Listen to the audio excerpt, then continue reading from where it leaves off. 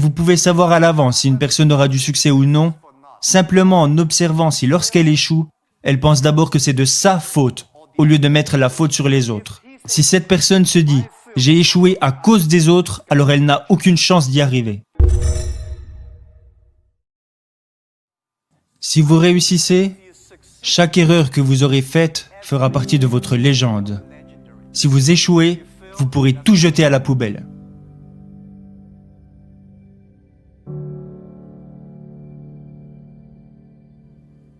Tout le monde fait des erreurs. Tout le monde rencontre des problèmes. Et très peu de personnes sont prêtes à vous écouter. Mais le jour où vous aurez du succès, là les gens commenceront à vous écouter. « Ouah, mais tu es génial !» Non, je ne suis pas si génial. Je suis né dans une famille issue de la classe moyenne. J'étais très mauvais à l'école. Bien sûr, j'ai essayé d'étudier, mais vous savez, je n'étais pas très doué pour apprendre des choses à l'époque. Alors, j'ai été recalé pour des petits boulots, je n'ai pas réussi à aller à l'université, j'ai été recalé à l'entrée des grandes écoles, mais je n'ai jamais abandonné. Et je pense qu'il y a une chose que j'ai apprise, c'est que pourquoi devriez-vous avoir une chance d'avoir du succès? Tout le monde devrait s'habituer à l'échec, plutôt que de s'habituer à être accepté par les gens. Pourquoi les autres devraient vous aider? Vous devriez gagner le droit d'être aidé.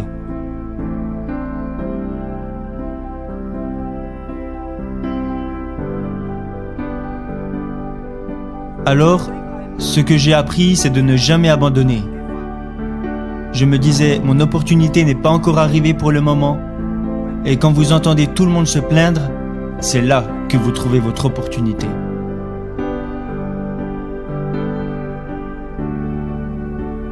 Je pense que je visais trop haut. J'aurais plutôt dû essayer d'accompagner et d'aider les autres autour de moi. De toutes petites choses. Je n'aurais jamais pensé que j'aurais pu en arriver là. Il a fallu 18 ans pour qu'Ali Baba atteigne la taille que nous avons aujourd'hui.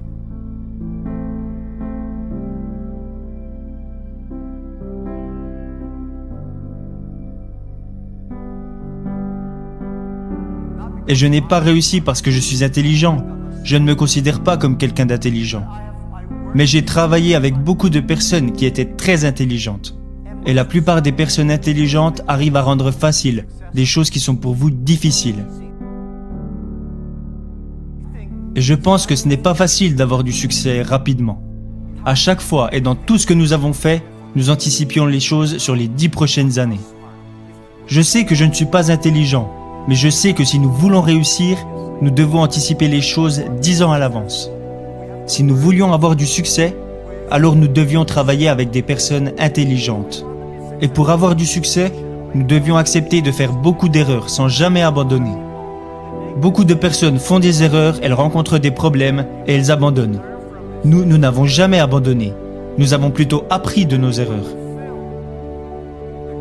Le message, l'expérience et le conseil que j'aimerais partager avec vous est que vous pouvez savoir à l'avance si une personne aura du succès ou non, simplement en observant si lorsqu'elle échoue, elle pense d'abord que c'est de sa faute, au lieu de mettre la faute sur les autres.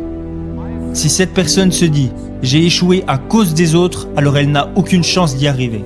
Les personnes qui échouent et qui disent « c'est de ma faute, je n'ai pas fait ça correctement, j'aurais dû m'y prendre autrement », ce type de personnes ont une chance d'y arriver.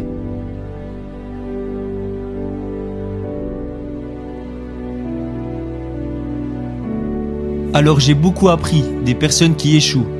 J'ai beaucoup appris des personnes qui font des erreurs et j'ai encore plus appris de mes propres erreurs. Ça, c'est ma philosophie. Quand j'échoue, je me dis « ce n'est pas grave, au moins j'aurais essayé ». Quand je réussis, je me dis « waouh, je n'aurais jamais pensé que ça marcherait ». Cette attitude me rend très positif et optimiste.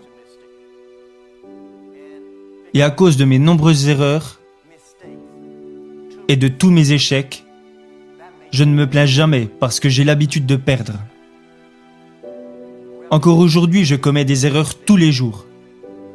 nous prenons encore des décisions stupides presque tous les jours. Personne n'en sait rien. On pense que c'est intelligent, mais la réalité nous montre que c'était stupide. Mais on apprend et on recommence. On apprend et on recommence. Ça, c'est ma philosophie.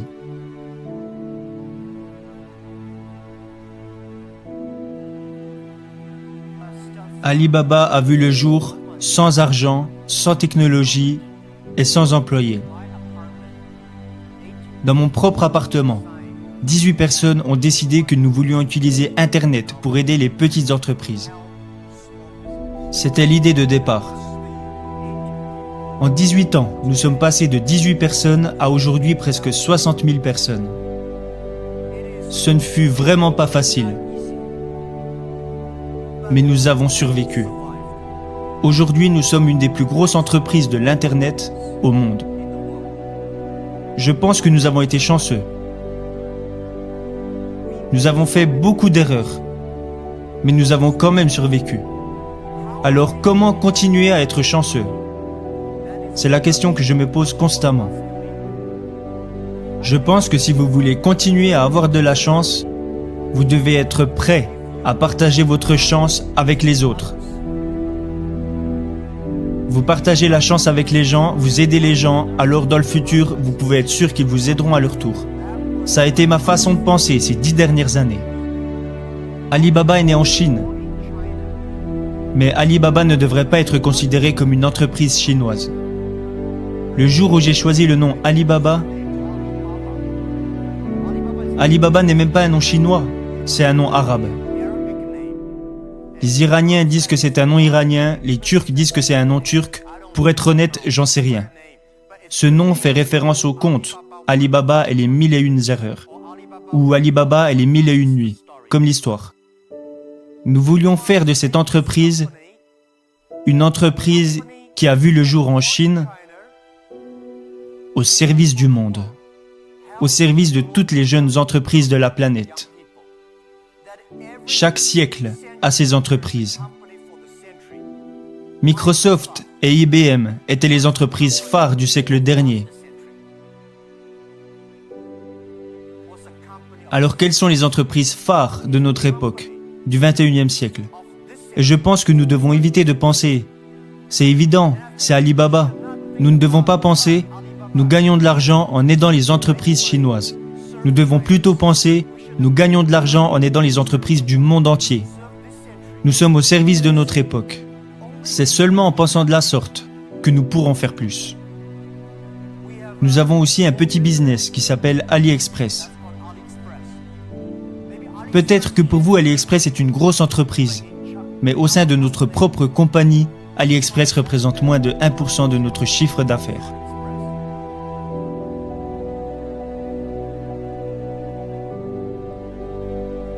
Notre entreprise aujourd'hui est immense. Comparé à ce que nous étions hier, nous sommes immenses, mais comparé à ce que nous serons demain, nous sommes encore des bébés. Le monde change si vite.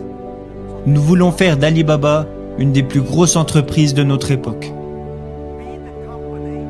Nous voulons qu'Alibaba aide à la croissance de toutes les petites et moyennes entreprises de la planète. Ça, c'est ce que nous voulons accomplir.